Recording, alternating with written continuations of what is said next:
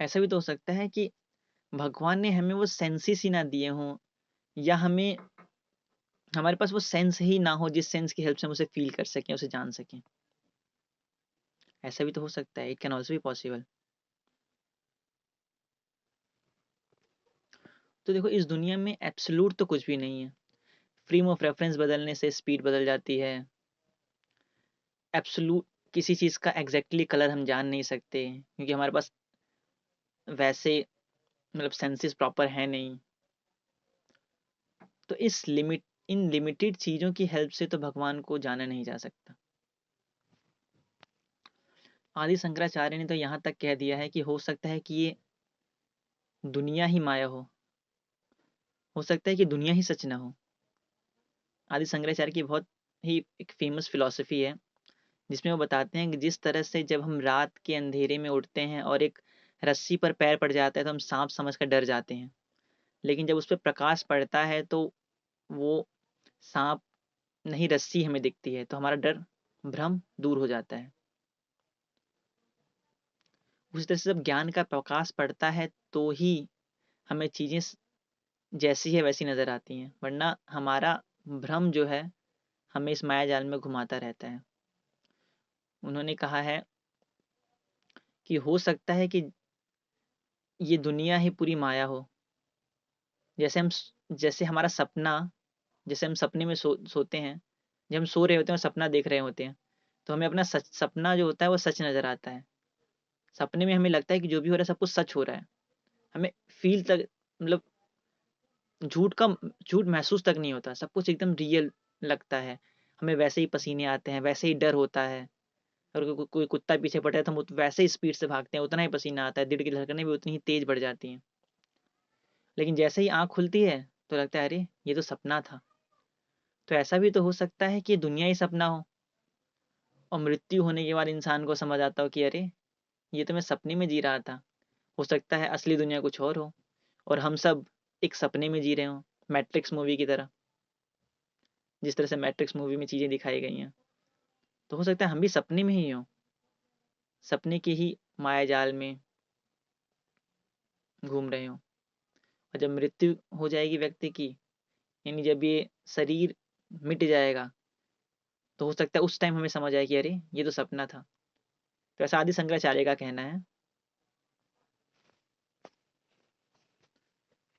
इसीलिए जो आदि है, जो अनंत है, जो शून्य है और जो इन्फिनिटी है, उससे हमारे इस लिमिटेड सेंसेस के थ्रू, लिमिटेड नॉलेज के थ्रू और फैक्ट्स के थ्रू, रीज़निंग के थ्रू, लॉजिक के थ्रू नहीं जाना जा सकता। आरंभ भी वही है, अंत भी वही है।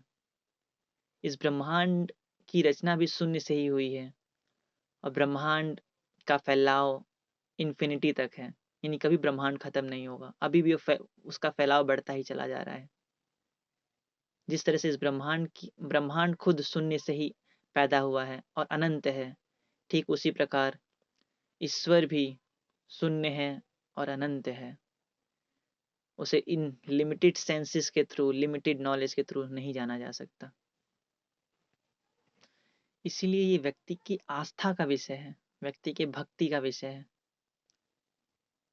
क्योंकि जानना तो इस पॉसिबल नहीं है भगवान को। इसीलिए ये सवाल और ये यात्रा भगवान को जानने की अपने आप में सही नहीं है। ना ये सवाल करना सही है दैट डज गॉड एग्जिस्ट। अगर गॉड एग्जिस्ट करते भी हैं तो हम उन्हें जान नहीं सकते, क्योंकि जिस तरह से हमारे संतों ने उनके बारे में बताया है, इससे यही पता चलता है कि अगर गॉड एग्जिस्ट भी करते हैं तो उन्हें जाना नहीं जा सकता।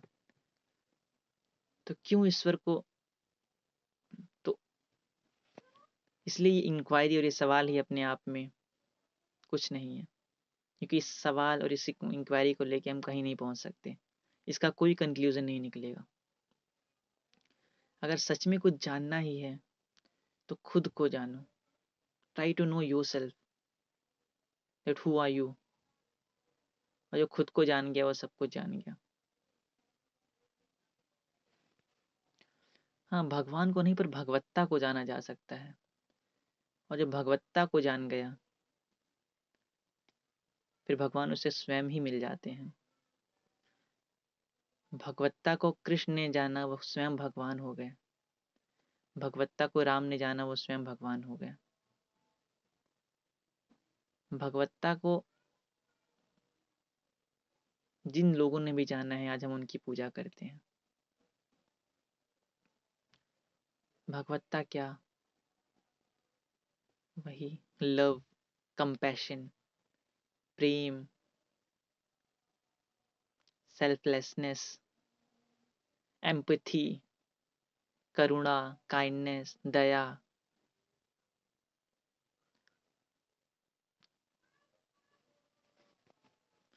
तो जो इन सब चीज़ों को समझकर और इन सब चीज़ों को अपने अंदर धारण कर लेता है, उसे भगवान स्वयं ही मिल जाते हैं। तुम कितनी भी खोज कर लो, कितना भी भगवान को जानने का प्रयास कर लो, भगवान कभी नहीं मिलेंगे। और जिनके अंदर ये चीज़ें आ जाती हैं, जिनमें प्रेम आ जाता है, जिनमें करुणा आ जाती है, जिनमें भक्ति आ जाती है, उसे कहीं ढूंढने की आवश्यकता नहीं होती। भगवान स्वयं